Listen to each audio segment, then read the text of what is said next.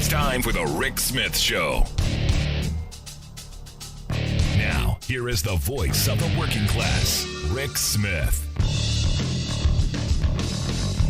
And welcome, brothers, sisters, working class heroes. This is the Rick Smith Show. Thanks so much for being here today on the big program. Lots to get to, lots to talk about. Looks like the Trump campaign stepped in it big, as we talked about with Bob Ney the other night. Couple of days till the election day, somebody could make a big mistake. Well, it looks like the Trump campaign made a big mistake by choosing a comedian to go out on stage and say some pretty extraordinary statements, some massively racist statements that you kind of go, why did they say it? Understand, Puerto Rico has a lot of citizens here in the U.S., kind of a territory, if you know your math, which means they get to vote here, which means they're a pretty sizable voting bloc in Pennsylvania. So when you have a comedian going on stage saying that Puerto Rico, the place where they live, is a floating island of garbage, and that they're basically screwing the country over by populating and doing all this stuff that he said, not surprising that you have awakened a giant. And in Pennsylvania, you're talking about a very large voting bloc in places like Allentown and Reading and Easton and the eastern part of Pennsylvania. This is kind of a big deal. There were protests at the Trump rally in Allentown. They're clearly going to be much more organizing. And as one person told me, what they've done is they've awakened what was a sleeping giant, because this group was kind of, from what I'm told, not really engaged. There was nothing there for them, as this organizer told me. This has lit the fire. Because look, when you call their home a floating island of garbage, and that they're screwing the country, when these are patriotic people, you're gonna get a reaction. And I know the campaign is trying to really distance themselves from what this comedian said, but understand, every word was vetted. They don't allow you to go out on that stage and just say whatever you want to say, because it could tank your campaign. Kind of like calling Puerto Rico a floating island of garbage. Kind of like saying all of these people are basically screwing the country. There's going to be a backlash.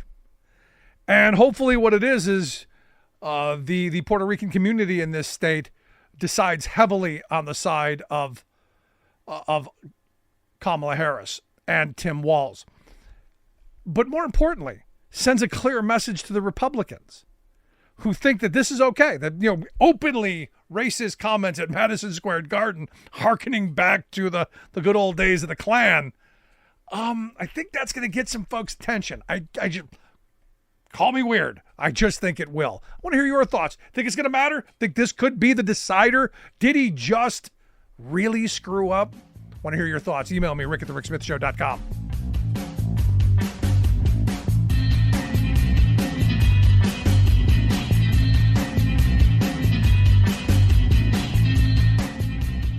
We are AFGE, the American Federation of Government Employees. We represent 700,000 federal and D.C. government workers who are the vital threads of the fabric of American life. We support our nation's military. We take care of our nation's veterans. We protect our nation's borders. We respond to our nation's crises and natural disasters. We provide services to our nation's seniors. The American Federation of Government Employees. We work for America. We are AFGE, the American Federation of Government Employees. We represent 700,000 federal and D.C. government workers who are the vital threads of the fabric of American life. We support our nation's military. We take care of our nation's veterans. We protect our nation's borders. We respond to our nation's crises and natural disasters. We provide services to our nation's seniors. The American Federation of Government Employees. We work for America.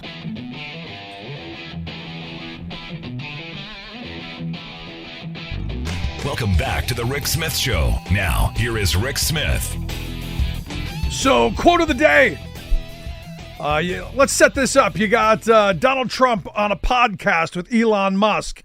You got two billionaires waxing poetic about how they're going to treat workers. And Trump, praisingly to Elon Musk, says, and again, this is one of those things I can't believe came out of his mouth. He says, Elon, you walk in, you say you want to quit, you go on strike. I won't mention the name of the company, Donald Trump says, but they go on strike and you say, that's okay, you're all gone. You're all gone.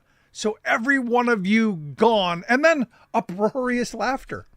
And this is one of those moments where, as a working person, as someone who's carried a union card in my wallet all these years, 35 years, that is a glaring, massive, enormous, golf-size red line that no politician, I don't care what side of the aisle you're on, no politician should get away with. So when I hear my general president, Sean O'Brien, saying, you know what, we don't, our members don't need to be educated. They're educated already. I gotta wonder. And here to share some thoughts on where we are and maybe some thoughts on Trump's comments. I've asked Carl Bailey to come talk with me. Carl is the president of Teamsters Joint Council 40, also secretary treasurer of Teamsters Local 205. Carl, thanks for taking time for me.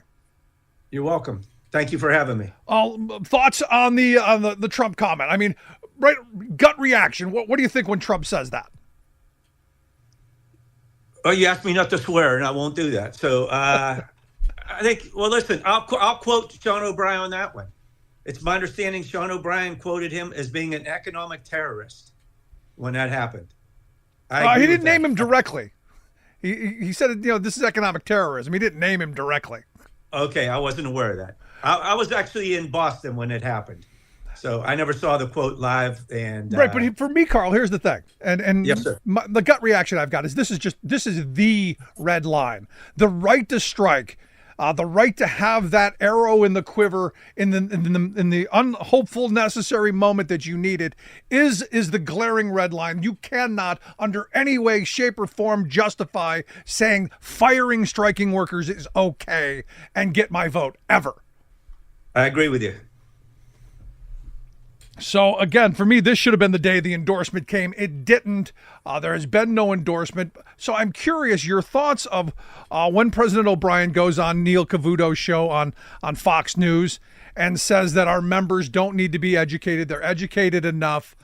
I got to tell you, this is one of those moments that education is desperately needed because, one, your members need to know Trump said that.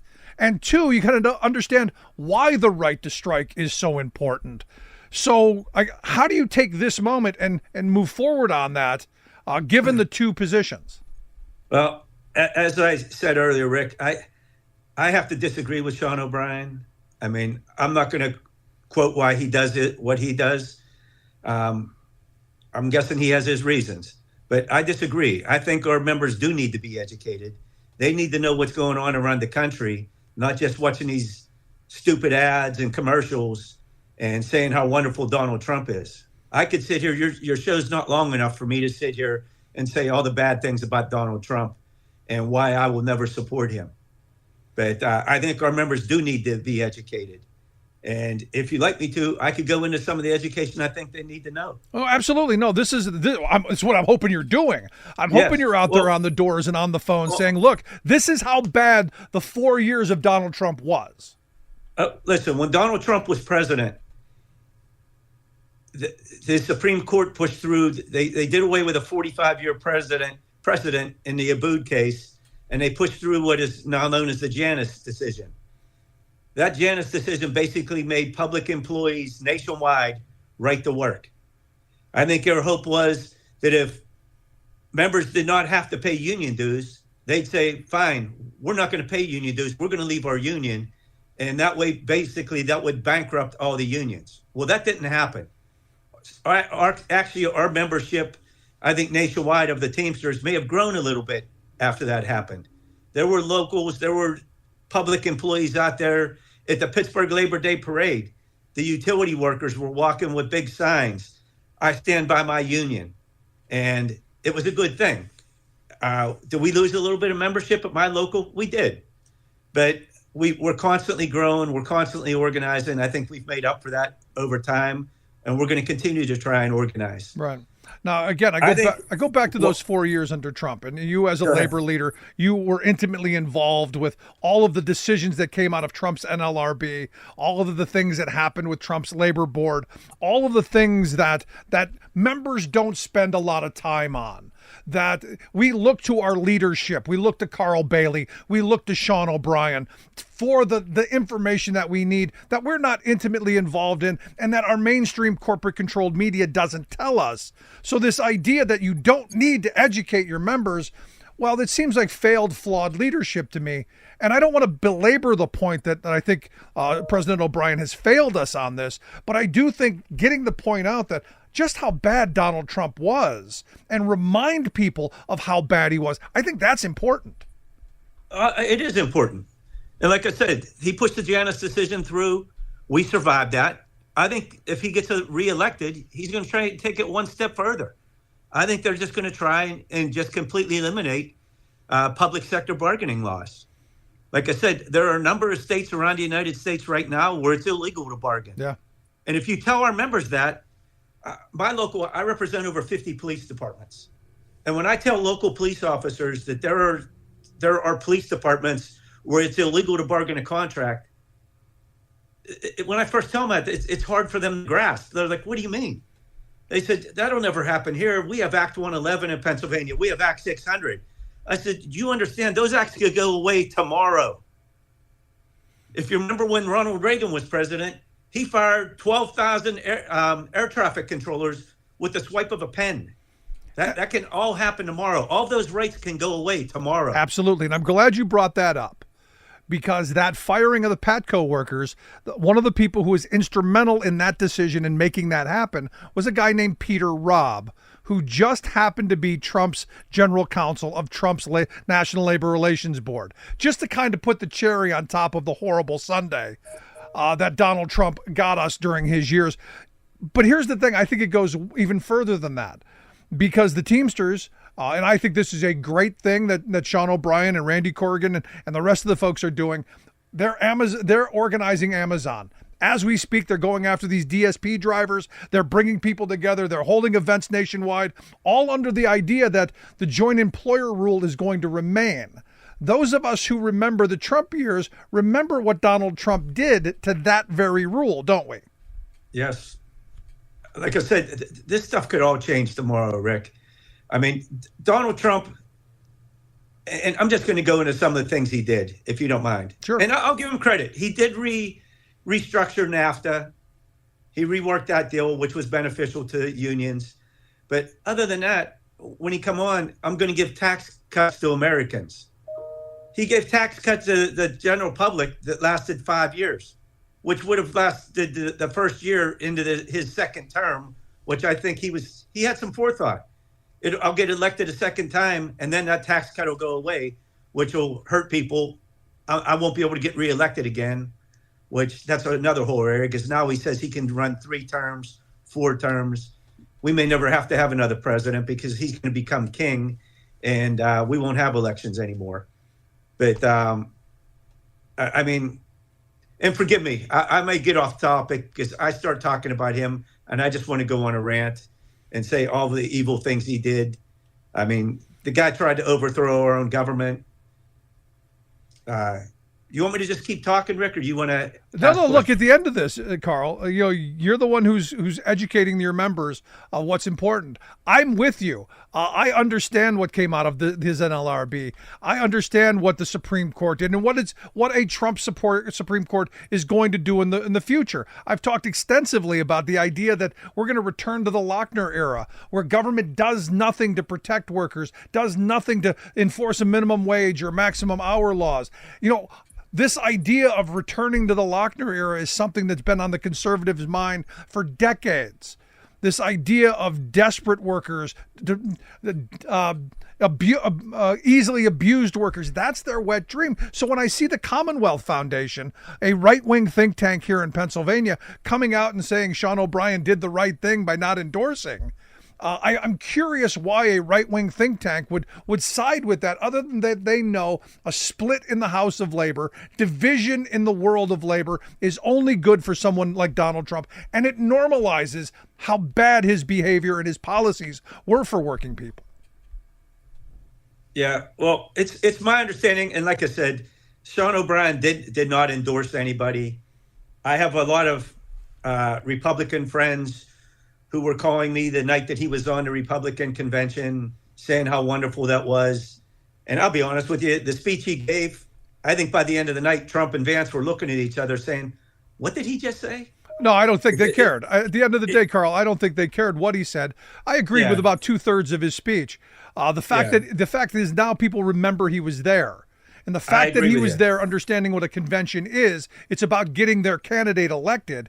All that's a tacit endorsement in my view. And he didn't go after Donald Trump's record. He just said Republicans have been bad. And that, again, normalizes just how bad Donald Trump was. Well, it is my understanding that Sean O'Brien has since, and I haven't talked to him personally, but I trust Billy Hamilton, the PA conference president. I trust Billy immensely. We're friends. And he tells me that Sean O'Brien has given his blessing to every local and joint council to endorse whoever they want. And that's a good thing. Look, at the end of this, you most certainly need to have that kind of you need to have that kind of behavior. Because that, you got to bail yourself out somehow. And the locals, I think, we're going to do that anyway. So that's just blessing you to do what you were going to do, because your joint council, as I understand it, was the first in the country, or one of the very first in the country, to come out and endorse Harris and Walz without a blessing, as my understanding goes. Yeah, you're correct. So now taking this and moving it forward, because ultimately what I do want to get to is, what are you hearing from your members as you're out there knocking on the doors, as you're holding meetings, as you're holding rallies? What feedback are you getting when you say, hey, this is how bad he was? And on the flip side, this is how incredibly great Joe Biden and Kamala Harris have been. They saved your pensions. The CMEX decision, we can go down the list of the things that have been very positive. Reinstating the joint employer rule, which the Teamsters are organizing under. There has been so much good. The best presidency of my lifetime for organized labor. And to have a union not endorse is weird. So what are your members, what feedback are you giving when you present this stuff? Well, it all depends on who I'm talking to, Rick. Like I said, I represent an awful lot of law enforcement. Right. And I have law enforcement who might be some of the highest paid on the Eastern Seaboard. The majority of my police officers tend to be Republican. I have talked to them. I had just got done negotiating a contract for a little municipality where they make pretty good money. We just negotiated a 5-year deal. I took my bargaining committee to lunch, and one of my members spoke up and he says, hey, I see your general president was on the Republican convention and he didn't endorse Trump. We think that's good for Republicans. And I said, well, maybe you guys haven't heard, but I'm the president of our joint council and we endorsed Kamala Harris. And they looked at me and they're like, well, why would you do that? The FOP endorsed Trump also. I said, yeah, and I can't understand that. I cannot understand how the FOP endorsed this guy. I said, first off, you have a convicted felon versus a former prosecutor. I think as law enforcement, you should lean towards a prosecutor. On January 6th, I had some minor surgery done on January 3rd. January 6th was my final day of recovery. I was sitting at home. My wife only works Tuesday, Thursday, and Saturday. Wednesday, she's at home cleaning house. I'm watching TV. I said, you know what? I'm going to put on this electoral college, which I'll be honest with you, I hate watching politics on TV. I said, I'm going to put it on to see if anything happens. I put it on just in time. I see Ted Cruz's speech. I believe Mitch McConnell's speech. I see Trump in the mall at Washington telling people to go down there and protest. And then I watched my whole world, which I thought was the most embarrassing, it might be the most embarrassing moment in our country's history. I watched people using American flags to break windows out of the Capitol, to beat police officers with American flags. People were like, oh, well, he told them to go down there peaceably. Okay, even if you believe that, why did he let them march on the Capitol and beat on people for 3 hours before he called anybody in? And then when he did call them in and he got on TV finally and told people to go home, he's telling them, oh, you're all special people. I love you. Thank you. Go home. There's 5 people that are dead because of his actions on January 6th. One of his supporters got shot in the neck. Yeah. Ask Trump if he even remembers her name. She's dead.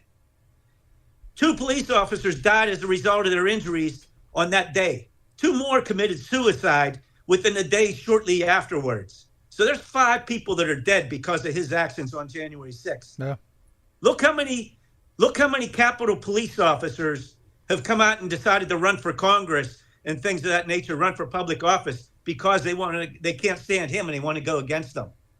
It's a shame. I mean, if a police officer gets killed at a little municipality, those officers, they're out searching until they get the actor that caused that officer's death. They show up at every stage of the criminal proceeding, the trial, everything. They want to see that person prosecuted and either put to death or put in prison for the rest of their lives. To this day, nobody's been held accountable for the deaths of those police officers or anybody else on January 6th. And Trump has said that if he gets reelected, he's going to pardon everybody that marched on the Capitol. And then I hear people saying, oh, yeah, but Nancy Pelosi didn't want the National Guard brought in. Nancy Pelosi was hiding in fear of her life, as was everybody else in the Senate and on Congress that day. They were all hiding. If you looked at Mitch McConnell's interview the day of or the day after, all the Republicans shortly afterwards were against Trump. They admitted that the Democrats had won the election. Yep. And it was wrong for what he did. Now talk to those same ones today. Oh, that didn't happen.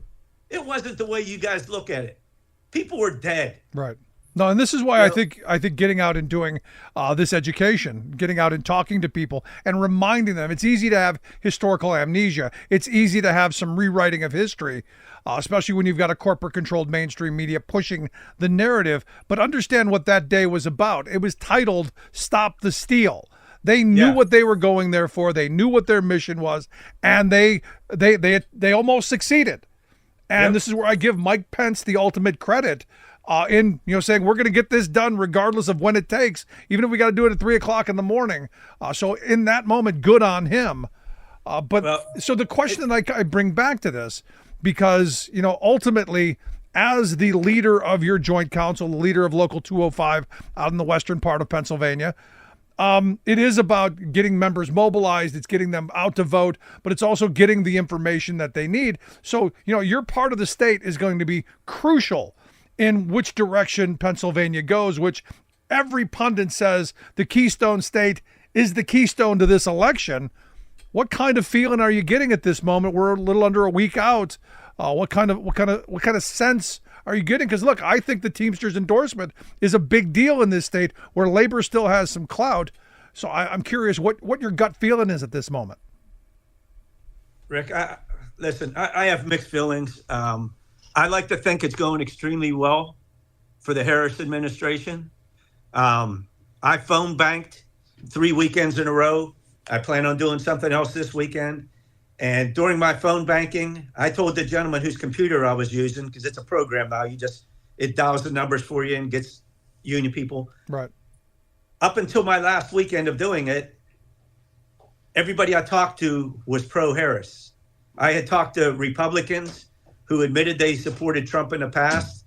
Their words were, I can't support that nut. I'm not going to support him. He's an idiot. Up until the last day, I had one person who I called. I asked to speak to the person I called. They were unavailable, but I spoke to either the father or father-in-law. And his words to me were, listen, I'm supporting Donald Trump. There's nothing you could say to change my mind, and I don't want to talk to you. And he hung up the phone. And that's the response you get from Republicans, because they're not going to talk to you. Yeah. If you could, I actually think if you could sit down, because there's a lot of very educated people that are supporting Trump, and it boggles my mind. I mean, I have an attorney who lives right behind me, I go out in my backyard and I see his Trump flag flying in his backyard. You're an educated guy. How can you support this guy? Well, on January 6th, only day in our nation's history, the Confederate flag was ever inside our nation's capital. They defecated on Nancy Pelosi's desk. If they could have got a hold of Nancy Pelosi because they were threatening to kill her, yep, they'd have killed her. They'd have killed Trump. Anyone with a congressional pen. You've heard the interviews where they said, Mr. President, they're 40 feet away from Mike Pence. His life is in danger. He said, so what? So what? If he doesn't care about his vice president, what makes you think he cares about you or me? There you go. He doesn't. He doesn't. Right there. Right there. Listen, I make a pretty good living, Rick. I couldn't get into Mar-a-Lago to save my life. Not that I want to go there. But he doesn't want people like me and you in his. He wants millionaires. He wants the extremely wealthy, the extremely elite. He doesn't care about me and you. Yeah, he doesn't. And I'm convinced of that. If you look at some of the programs, and I haven't read all of Project 2025, well, it's got multiple names now. The 180-day playbook, Act 47. Act 47 seems appropriate because that's what bankrupt communities are in Pennsylvania. They're Act 47. I think that's the way he'll take our country. Is we'll be bankrupt, and he just wants to be a king. So, I mean, remember his last term. His big goal was to get his face on Mount Rushmore. We're going to get his face on something. That is clear. But, Carl, I appreciate the time, the passion. I know you got a lot of work to do between now and Election Day. Keep making those phone calls. Keep knocking on the doors. Keep doing that educating. I appreciate the time, though. Thanks so much. Rick, let me say one thing in closing. And listen, I've said the guy's, I think he's a bully. He's a bully who's never been in a fight in his life because money's bought his way out of everything. He's a habitual liar. And he's a con man. Don't let him con you out of your vote, please. People they can't grasp how important this election is. I've been told since I've been a Teamster, and I've only been a Teamster for 25 years, how this is the most important election of our lifetime. This one is. This one is. This one is. Trump has been quoted as saying, elect him. You'll never have to worry about another election. We can't live our lives like this. I'm with you from your words. Carl, thank you. Appreciate the time, man. Thank you so much. Carl Bailey, president of Teamsters Joint Council 40. I do find it interesting. He said he doesn't want to go to Mar-a-Lago. I don't either. But sadly, Sean O'Brien was there. Want to hear your thoughts? Email me, rick@thericksmithshow.com. Questions, comments, something in your mind, hit me up. Hey, you've been hearing from your local unions? You've been hearing, the good work that labor does? I want to hear what they're saying. Back after this.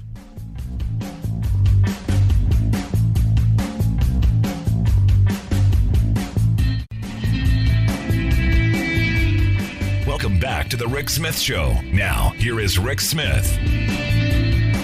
So I got to tell you, I'm thrilled to talk to my next guest because a guy who, friend of the show for years, when he was a state rep here in my state of Pennsylvania, also was the Auditor General who, he's the bookkeeper who went after all the tax cheats and all the people screwing up and holding people accountable.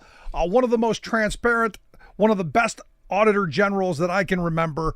And now he's running for Attorney General. And what we've learned over the last couple of years, just how important the Attorney Generals are in our states, given the fact that we may have the Mango Mussolini as our president down the line, going to need someone standing up for we the people. And that's why I've asked my good friend Eugene DePasquale to come share some thoughts. He is a candidate here in Pennsylvania for the Attorney General spot. Eugene, thanks for taking time for us.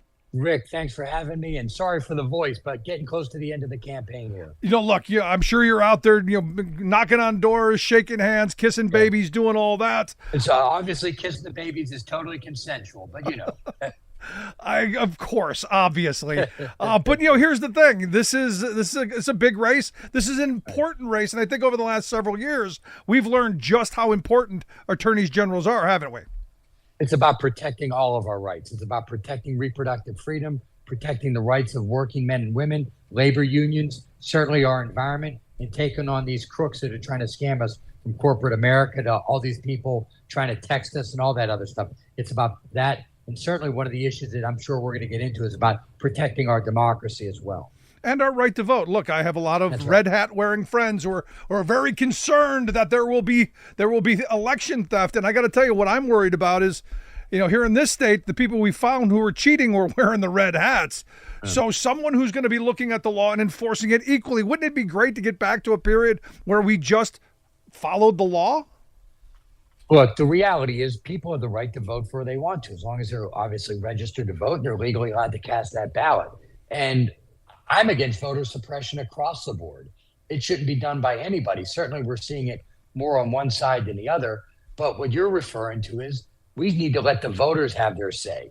And as Attorney General, my job is to make sure registered voters who legally cast that ballot get their votes counted, and then upholding Pennsylvania law so that the person the voters wanted to have win is actually the declared winner, not the lawyers in D.C. No, for me, it's pretty simple. You guys are the ones who are the arbiter of the law and hoping that and enforcing that. So right. For me, I look at this as just a working class guy going, I want somebody I trust. And look, you're somebody who has served this state very well on the state level as Auditor General, on the regional level as a state representative. You've got a strong track record. Is that message getting out? 100%. Look, Pennsylvania is a close state. It's a tough battleground. We certainly see, in every race, it's going to be close. We believe I'd rather be me than my opponent, feel that we've got a small lead. But look, I'm just out here over the next 8 days, like I have been for the last 18 months, talking about my record of protecting Pennsylvanians, my record of getting, finding the 3,000 untested rape kits and getting those rapists off the street. My investigation found 58,000 unanswered phone calls at the child abuse hotline, and even my work lowering prescription drug prices in Pennsylvania. That's the type of Attorney General the people of Pennsylvania want. No, absolutely. And all those issues get lost, don't they? When it becomes all about just ensuring that people can vote. That seems to be what sucks all the oxygen out of the room. But there's so many other things. There's no question that when you're running in a cycle that also has a presidential election, whether it's my race or some of these other legislative races, it's tough to crack through. There's no question. That's why I come on shows like yourself. Look, we do the paid television commercials. We do that stuff. But you've got to try every single avenue to try to get your message out, because the media amount of money being spent by the U.S. Senate in presidential election in Pennsylvania, I think it's going to end up being over $1 billion. Oh, easy. Yeah. Easy. I mean, the amount of money is grotesque. And at some point, we horrible. Need to look at our election finance laws. And then we need somebody who's going to enforce that. And I come back to those issues that are important to you. Now, one of the things I loved about your website is there's a line in there that grabbed my attention. He said, you're tough. You take on tough challenges, hold each and every bully, cheat, and criminal accountable. And, that's a great bumper sticker, but it's who you are, isn't it? Look, I have, from the time I was a little kid up until playing 2 sports in college, including college football, to my time as Auditor General, even when I was at the Peach Bowl with my son and I saw that woman get knocked down and there was that big melee there. I'm sure you saw the video of that. No, good on you. Whether it's there or my time in public life or anywhere in between, I've got no problem standing up for the people that can't stand up for themselves. And let me ask you, because we all have our issue. We all have that. I ask the question to all candidates: what's the issue that you die on? What's that hill that you don't back away from? What issue is it that's most important to Eugene DePasquale? Well, in this campaign, I will tell you, there's 2 parts. One is reproductive freedom. Before we had our oldest, we had an ectopic pregnancy at week 10. That procedure is now illegal in 5 states. So anyone that's coming here that needs that procedure, I'm going to stand up for their reproductive freedom.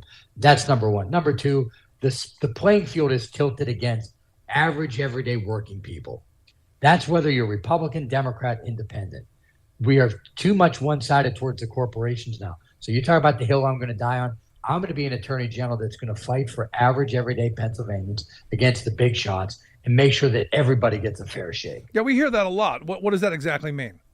That means these corporations that are trying to misclassify workers so they don't pay them their fair wage. That means when you have unsafe work site by contractors, holding them accountable. That means when you have wage theft.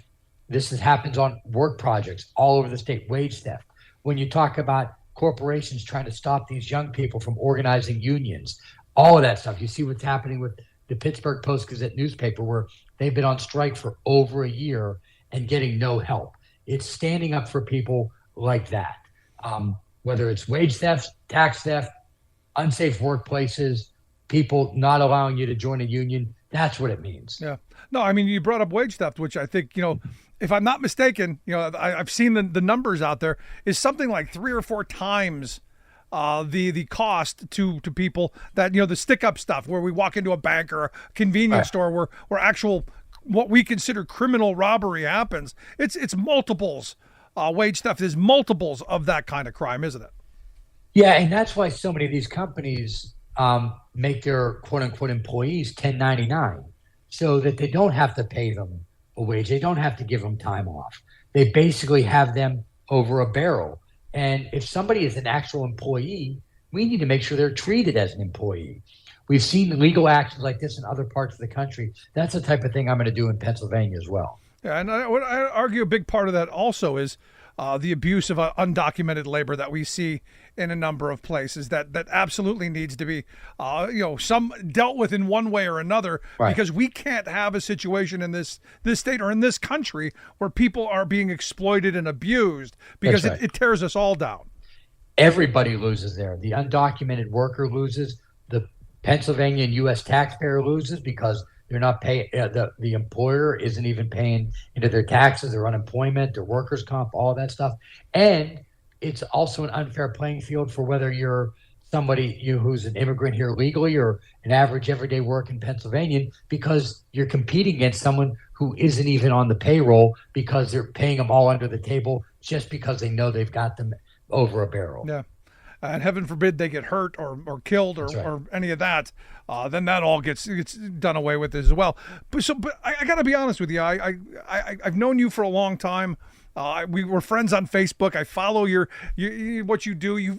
Looks like you've got a great life off watching Peach Bowl games, running marathons, doing all the. You exercise more in a week than I've probably done my lifetime. You got a great life. Why do you want to do this? So when I left Auditor General, I jokingly said I was living my best life. I was making more. Look, my dad was incarcerated when I was younger. My brother had muscular dystrophy, and things were up and down financially. But when I left office, I started my own legal practice. I was still teaching at the University of Pittsburgh. Was able to do traveling, doing Pikes Peak with my son on my 50th birthday, doing Ironman races. But I made the decision after the 2022 election. With so much at stake, we all had to do our part. And we all have a different role to play. And this is something I could do. I could be the Attorney General. I could win the election. And I could be the type of an Attorney General that stood up for people that need someone to fight for them. And so I decided to jump into this. And here we are, 8 days away. Yeah, no, look, I've got 2 daughters. And, the abortion issue is important to me, not because I'm in favor of abortion or I'm opposed to it. I'm on neither side of the extreme. I'm pro-safety. Right. I want my daughters, whatever it is they decide, I want them to be safe. I don't want them to have to live in a world where their grandmother lived, which is, my mother had a friend who got a botched abortion back in the 60s in Kentucky and came back to Ohio where it was illegal. And ended up dying because she had nowhere to go to get care for an infection because of an abortion. And I don't want my daughters to live in that world. So when you say that this is one of your issues, you just not from a pro or an anti position, just from a pro safety position. I want my daughters to be safe. Look, I've got a daughter who's a senior at Temple University. I also know what happened to our family, particularly Tracy, when we had to go to the hospital that night when she was bleeding internally. For so many of us individually, this is a tough issue. But so many people also that have this as a tough issue also recognize it is between a woman and her doctor. And when the government gets in the middle of that, it only makes it worse. And you right now have in multiple states in the United States, women who are facing complications over a pregnancy, having to flee that state and go to another state, Pennsylvania in particular, where just going from one state to another, just that makes their life more perilous. We should not be having that in the United States. No. No, I'm right there with you. And look, my mind again goes how important this position is. And we're getting because of Donald Trump, because of how extreme the Republicans have gotten, we've gotten a life lesson in civics that we're living. And again, I remember election night 2016. A very conservative friend of mine said that, it's going to be interesting watching the left, liberals, progressives, whatever, become states' rights people. Because they were going to push all this stuff back to the states, and we were going to have all this infighting going on, and we're there where he said we were going to be, which is why, again, we've highlighted how important an attorney general is in a state. No, there is no question that regardless of who wins the election, and I think it's going to be Harris, but it's going to be close, the states are going to play a critical role in this because of what happened during the first Trump administration, and even some of the shenanigans that have happened post Roe being overturned. So many of this now is going to be handled at the state. The attorney general, myself, hopefully, if I am that, are really going to be the defender of the people in those individual states. Absolutely. But the question I wanted to get to is, and the reason I brought up the federal side of this is, you see a lot of attorneys generals coming together and grouping and filing lawsuits against the federal government for things that they're doing to impose on individuals or on states. I think that's an important issue. Can you speak to how important you think that is? The attorney general behind, other than the governor, is going to be the most important official in every state in the union, whether it's on the extreme right or someone like myself who's going to be out there to defend the rule of law and protect Pennsylvanians no matter who they are. But you take like a state like Texas, that guy is making the whole state less safe by the actions of that individual. In Pennsylvania, we have a different path, and that's someone who will make the state more safe. Certainly if I'm the attorney general, it is critical that we have someone that's looking out for every Pennsylvanian and not on some ideological warpath. Yeah, I think Josh Shapiro was a very good attorney general. Right. I thought he did some very good things. I would like to have seen more done, and that mantle should be picked up and move forward. Right. I'm hoping for someone like you to do that. What do you think? What didn't Shapiro do that you want to move forward on? Because he was very good on worker issues, as you pointed out. I was very happy with that. What do you think he should have done more of? Look, I think the Dobbs decision sort of fell a little late towards his administration and attorney general. So I think certainly having now a partner with him as governor, protecting women's rights in the state, and for anyone that's coming here, I think that is going to be important. But I think we also have to make sure that we're doing a better job of protecting our democracy. Not that they did anything wrong. He won a lot of those lawsuits.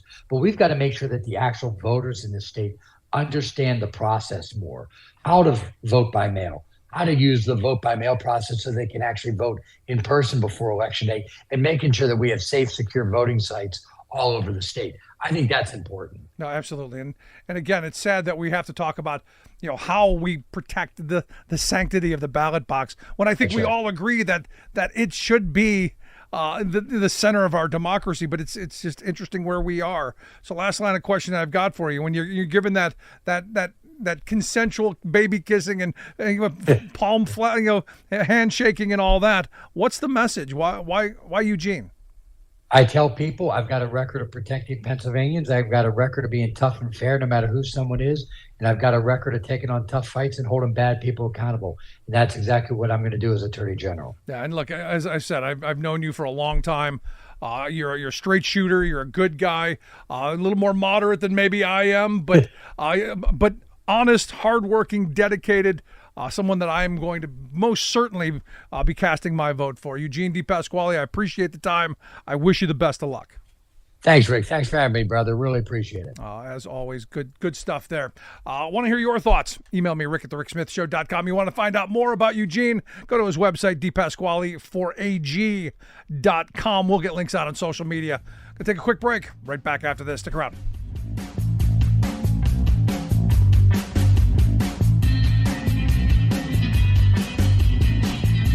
I'm Rick Smith, and this is Labor History in 2.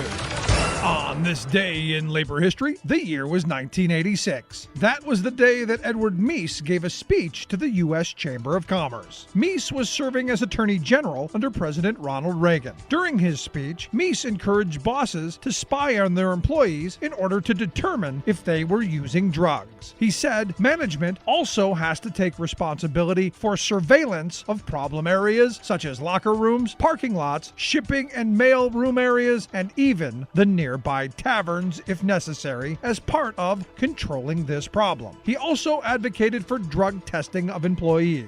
Ronald Reagan had declared what he termed the war on drugs in 1982. Meese was outlining a plan to make the workplace a battlefront of that war. During his speech, he said, "The workplace is the strategic pass-through which almost all Americans move. Consequently, the workplace can be a choke point on this use or misuse of illegal drugs." After the speech, a spokesman for Meese assured the press that the Attorney General was not advocating for bosses to infringe on the civil liberties of their employees.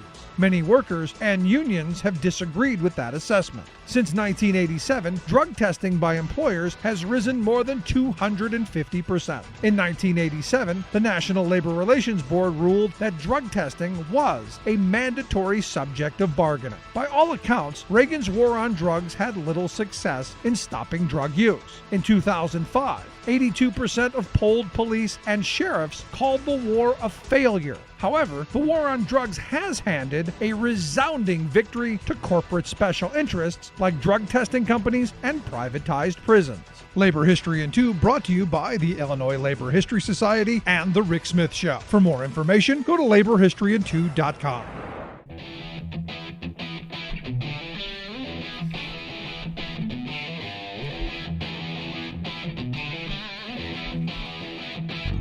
Welcome back to the Rick Smith Show. Now, here is Rick Smith.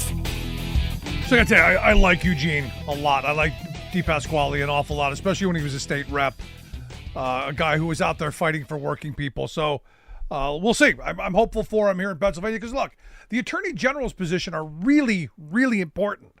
The state's attorney generals are extraordinarily important in protecting and enforcing labor laws. They play a crucial role in making sure that wage theft isn't rampant, overtime theft isn't rampant, workplaces are safe. That's a pretty big deal.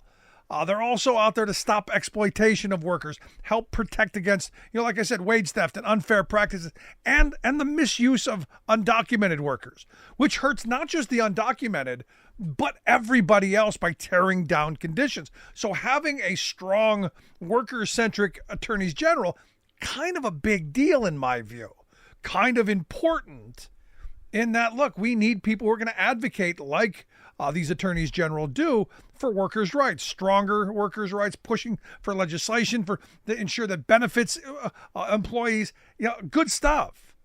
But also outside of the worker frame is the consumer protections. In a lot of states across this country, these are the folks who oversee protections for consumers. Ultimately, you could go those impact workers, certainly.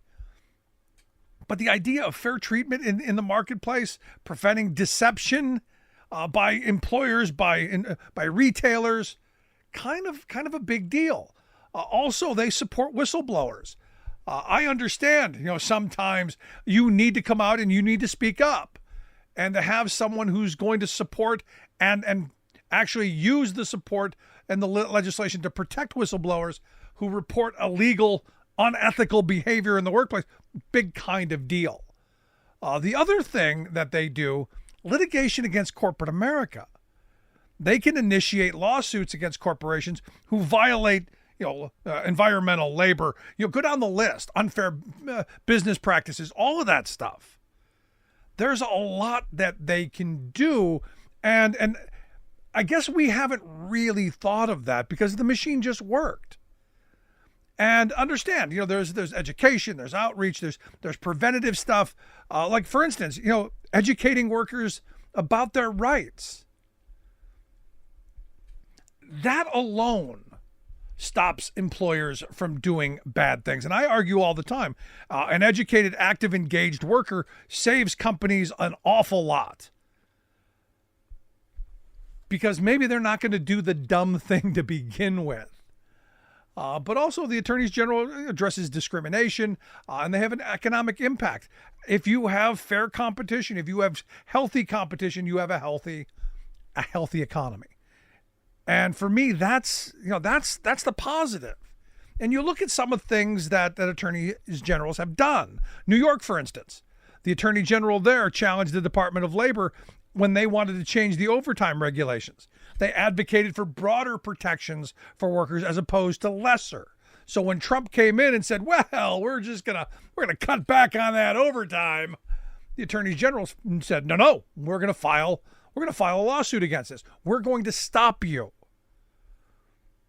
And we see this. Massachusetts, for instance, when they filed, I think it was 2017, when they filed a lawsuit against Uber because they misclassified their drivers as independent contractors. They were out there saying, hey, we want to make sure these workers get better protections, better wages, better benefits, even for gig economy workers. And you can point out a bunch of, Connecticut, big freaking case out of Connecticut. The Attorney General there filed the lawsuit against Purdue Pharmaceuticals because of its abuses of opioids and prescriptions and how they. What was the line that we learned? We want opioids. We want the Oxy, I believe it was, to sell like Doritos. And they were out there doing that. They were out there pimping this stuff like it, well, quite frankly, like it were Doritos. And lots of people, thousands and thousands of people died. In fact, unfortunately, I know people who have had relatives who died because of the addiction that was pushed by this group. And look, you had an attorney general out there fighting to protect people.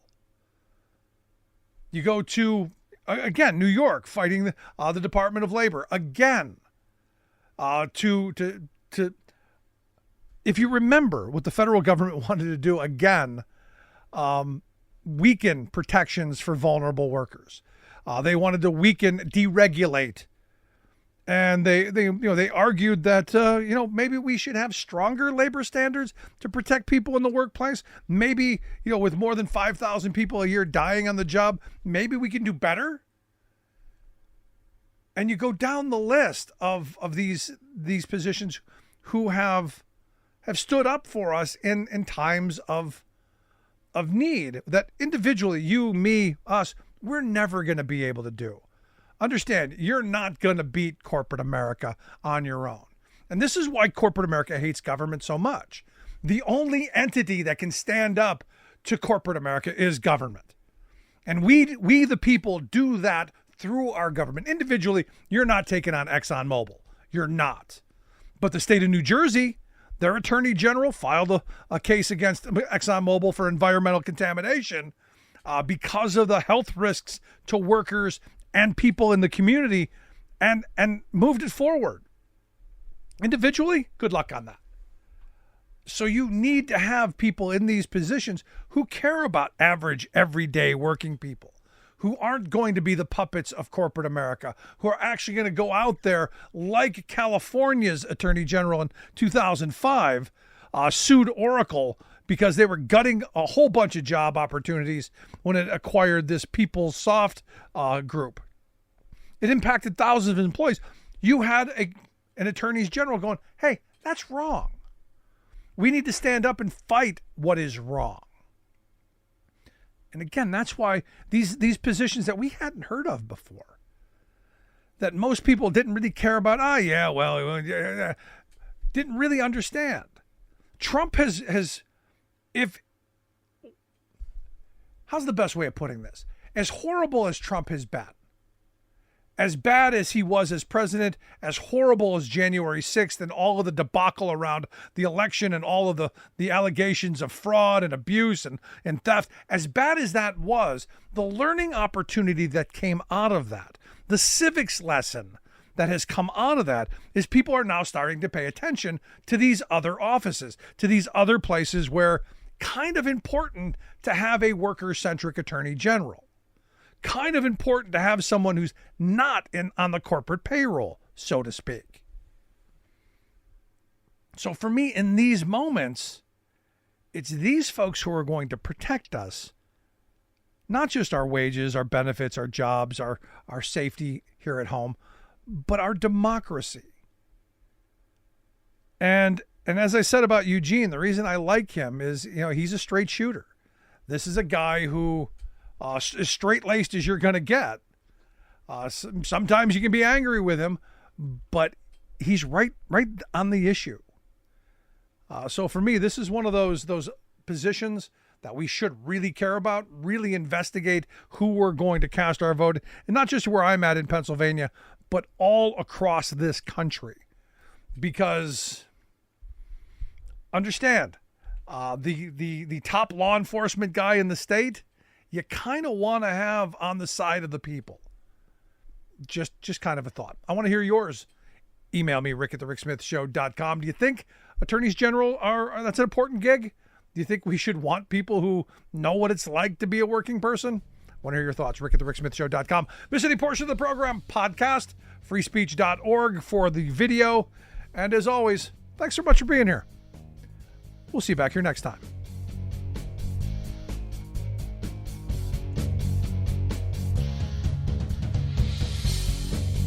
You've been listening to The Rick Smith Show.